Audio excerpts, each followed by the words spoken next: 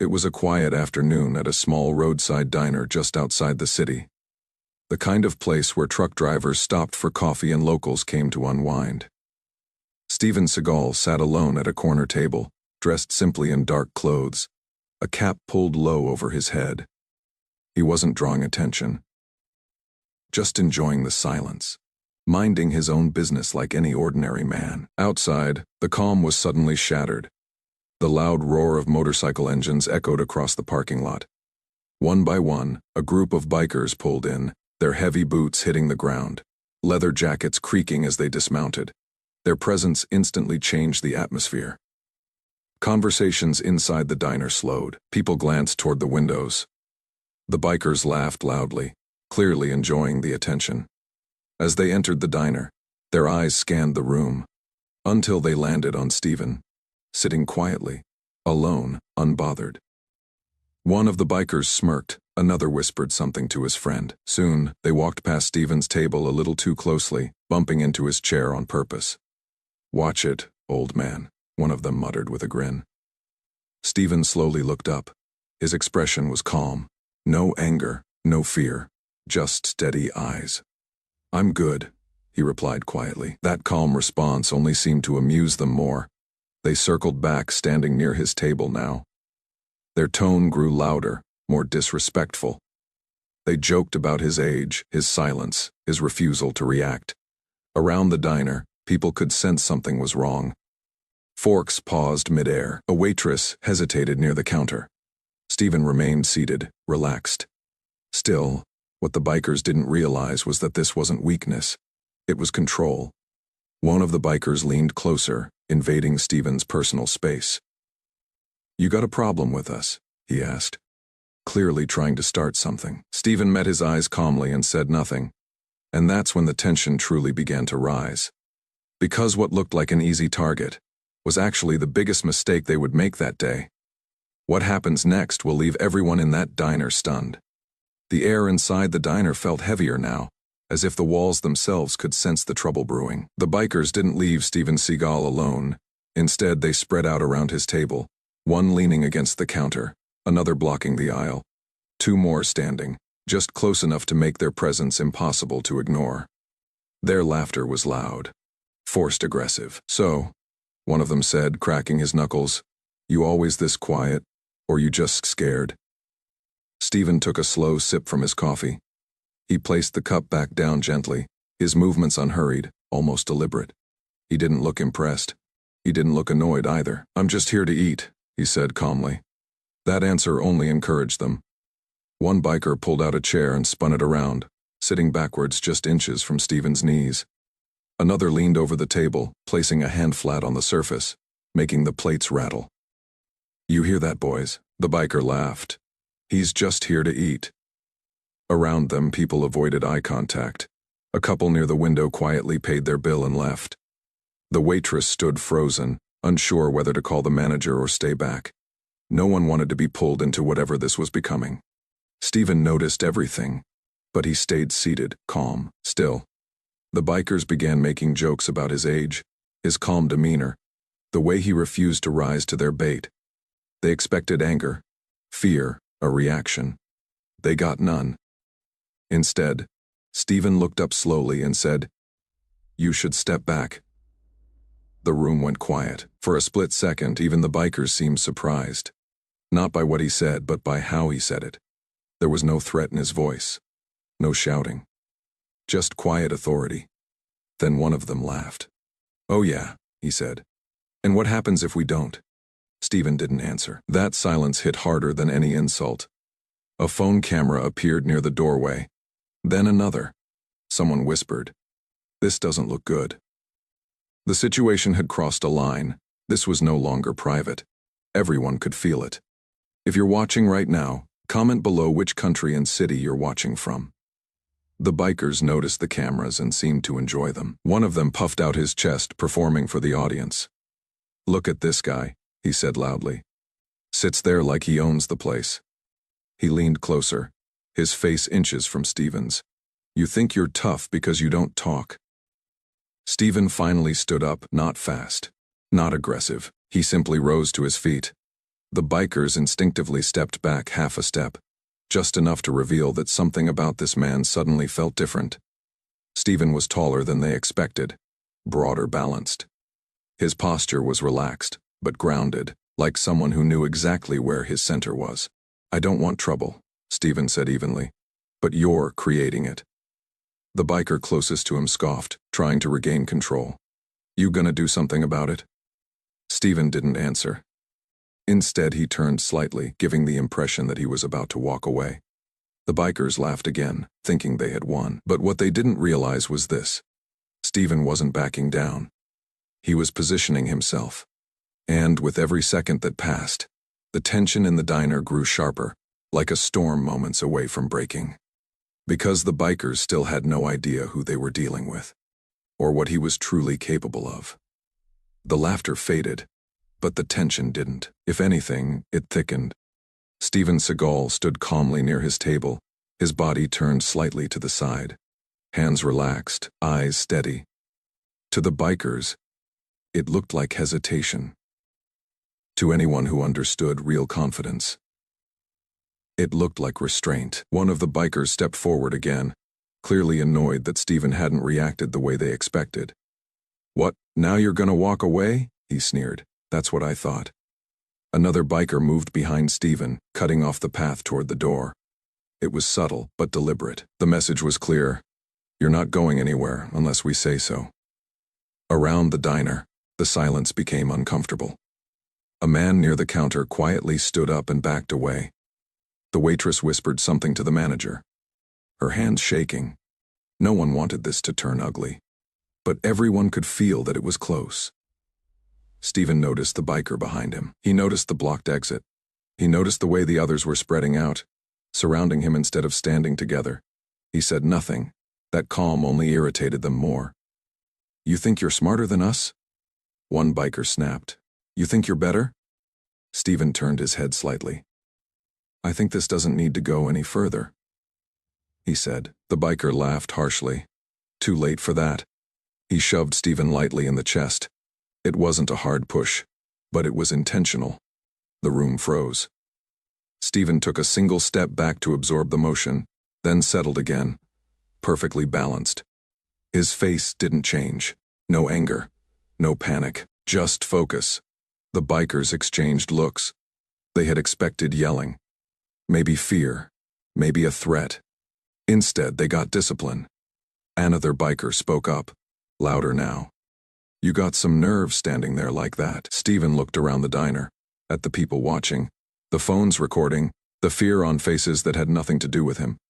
Then he looked back at the biker in front of him. "Step away," he said quietly. That word, quietly, somehow carried more weight than shouting ever could. For a moment, no one moved. "Be honest. If you were in Steven's place right now, would you walk away or stand your ground? Comment below." The biker closest to Steven rolled his shoulders and smirked. "You don't get to give orders."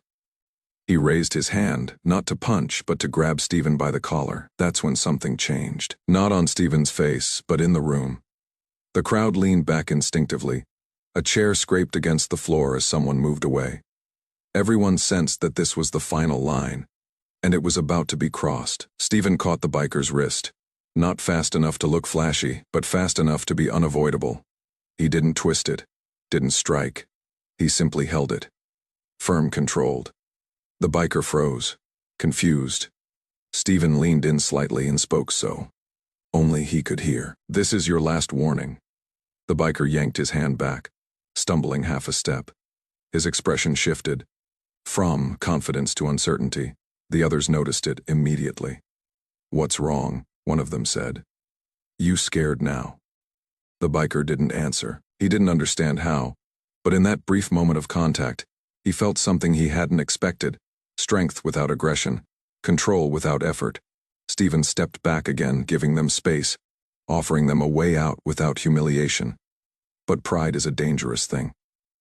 "You touch one of us," another biker shouted, "and this gets real." Steven nodded slowly. "It already is." The room went silent again, because now even the bikers could feel it. They hadn't cornered a victim. They had surrounded a man who had been holding back on purpose. And the next move, whoever made it, was going to change everything. The diner no longer felt like a diner. It felt like a stage, silent, crowded, waiting. Steven Seagal stood where he was, calm and grounded, while the bikers hovered around him, no longer laughing as loudly as before. Something had changed. They could feel it, even if they didn't understand it. The biker whose wrist Steven had caught kept rubbing his hand, trying to play it off. But his eyes betrayed him, confusion, doubt. "Did you see that?" Someone whispered near the counter. Another voice answered quietly, "Yeah, that wasn't normal." Phones were still raised, recording, zooming in. The energy in the room had shifted from fear to curiosity. People weren't just worried anymore. They were trying to figure Steven out. One of the bikers tried to regain control of the situation. "You think you're special or something," he barked. "You some kinda tough guy." Steven didn't respond right away. He slowly straightened his jacket, adjusted his stance, and looked around. Not at the bikers, but at the people watching. "I don't want anyone hurt," he said calmly. "That's all." That answer confused them even more. What kind of man stays this composed while being surrounded? The biker leader scoffed. "You talk like you've done this before." Steven met his eyes for the first time fully. "I have." The words weren't threatening, they were factual. A murmur rippled through the crowd. Near the window, a man leaned toward his friend. "I swear I've seen him before." Another woman whispered, "Yay, me too, on television maybe." The bikers heard the whispers and laughed nervously. "You people serious?" one of them said. "He's just some guy." But doubt had already been planted. Steven shifted slightly, his movement smooth, economical. No wasted motion. Anyone trained in combat would recognize it instantly, but most people couldn't explain why it felt different. They could only feel it. One biker stepped forward again, but slower this time. "You hiding something?" he asked. Steven's eyes stayed calm. "Number. Then why you so relaxed?" Steven paused, then answered honestly. "Because I know how this ends. That did it."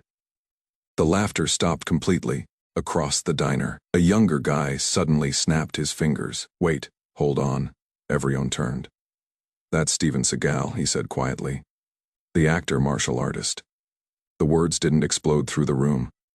They crept, one by one. People leaned in. Someone pulled up a photo on their phone. Another gasped softly. "Oh my God, it is him." The bikers stiffened. "What?" one of them snapped. "No, it's not." Steven didn't confirm it, didn't deny it either. He just stood there, but the damage was done. The crowd buzzed, now low, controlled electric. "He's a real martial artist, isn't he? I heard he's a black belt." The bikers exchanged looks. Pride clashed with uncertainty. Backing down now would mean embarrassment, but pushing forward suddenly felt dangerous. The leader scoffed loudly, forcing a laugh. "So what? Being in movies don't mean nothing." Steven finally spoke again. "You're right," he said. "It doesn't." He stepped back another half step, hands still open, still offering peace. "But this isn't a movie," he continued. "And nobody here needs to get hurt." For the first time, the bikers hesitated, really hesitated. The crowd sensed it. People leaned forward instead of away now. Fear was being replaced by anticipation. Steven hadn't shown strength. He had shown restraint. And somehow, that was more intimidating than violence. The leader clenched his jaw, torn between ego and instinct, because now he knew the truth. And deep down, so did everyone else. This man wasn't hiding because he was weak. He was holding back because he didn't need to prove anything. And whatever happened next wouldn't be an accident. The realization hung in the air like smoke. Steven Seagal stood quietly in the center of the diner, surrounded by bikers who no longer looked so sure of themselves. The confidence they had walked in with had cracked. Not shattered, but cracked enough to let doubt creep in. The leader of the group forced a laugh loud and sharp, trying to pull control back into his hands. "So what?" he said. "You're some movie guy that don't scare us." A few of the others laughed with him, but it sounded thin, forced. Steven looked at him calmly, not with anger, not with challenge, with something far more unsettling: understanding. "You're right," Steven said. "Fear isn't respect. The biker frowned. Then why you still talking? Steven took one slow step forward. Not aggressive, not threatening. Just close enough to be heard without raising his voice. Because this is the moment you decide who you are, Steven said. You can walk away, or you can carry this with you. The words landed heavier than expected. The biker leader clenched his fists. You don't get to lecture us. Steven nodded slightly. Maybe not, but I get to choose what I do next. The room went silent again. Every eye was on them now. No one pretended to eat. No one pretended to talk. Phones were steady, recording every second. This wasn't entertainment anymore. It was a test. Steven glanced around the diner, deliberately slow. He looked at the waitress gripping the counter, at the couple pressed against the wall, at the manager hovering near the phone. You've already scared enough people, Steven said, his voice still calm. That's not strength. The leader scoffed. You calling us weak? Steven met his eyes. I'm saying you don't need to prove anything. That answer didn't satisfy him. One of the younger bikers stepped forward, fueled by adrenaline and pride. Boss, forget this guy. He shoved Steven's shoulder. Harder this time. The sound echoed louder than expected. Steven didn't stumble. He didn't raise his hands. He didn't strike back. Instead, he exhaled slowly. That alone made the crowd tense. Steven looked at the younger biker, not angrily, but with calm disappointment. Don't do that again, he said. The biker laughed, trying to hide the sudden tightness in his chest. Or what? Steven didn't answer right away. He turned to the leader. This is your responsibility. The leader hesitated. He felt it now. The shift, this wasn't about dominance anymore. This was about control, and somehow Steven had it.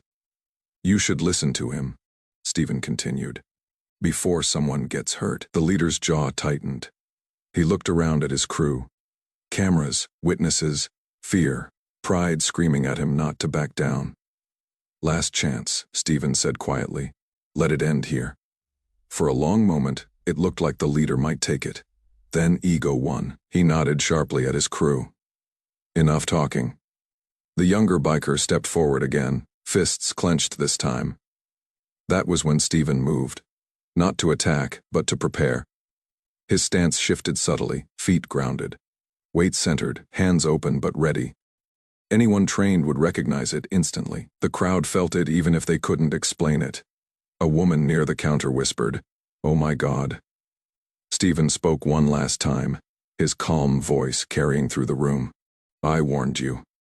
The biker lunged, and in that split second, everyone realized this was no longer intimidation. This was consequence. The biker lunged forward. It happened fast. But not fast enough. Steven Seagal moved with a calm precision that felt unreal. There was no wild swing, no flashy strike, just a smooth step to the side and a perfectly timed redirection of force. The biker's momentum worked against him as Steven guided his arm downward, twisting gently, but decisively.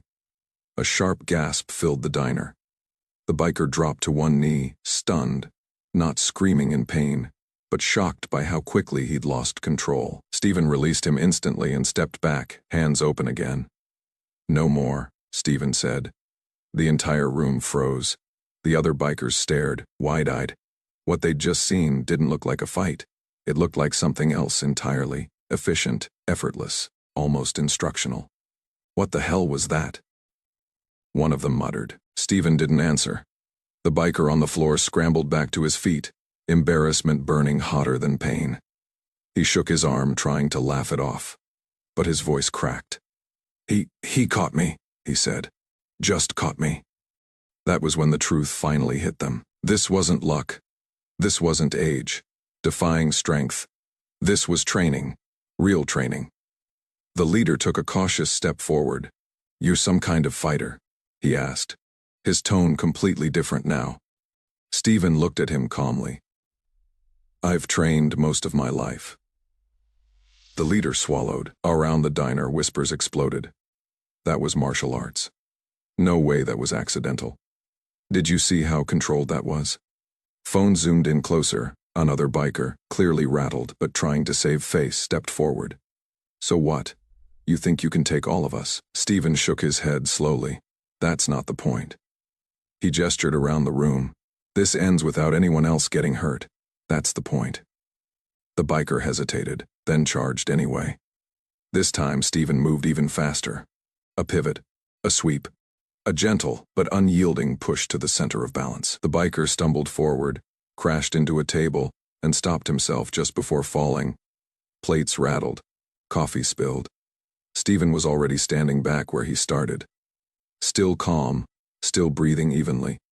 The room erupted, not with cheers, but with disbelief.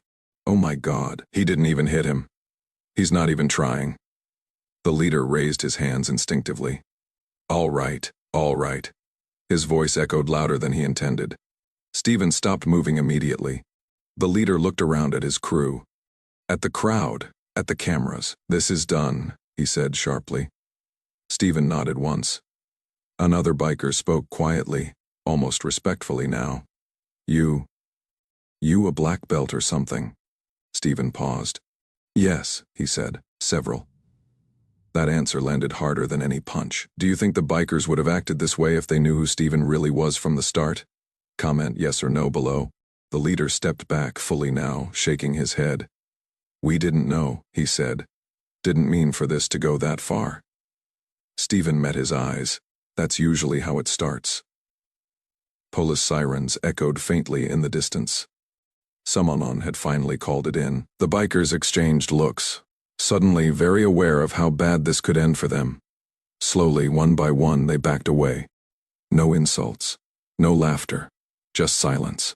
As they left the diner, the tension drained from the room all at once.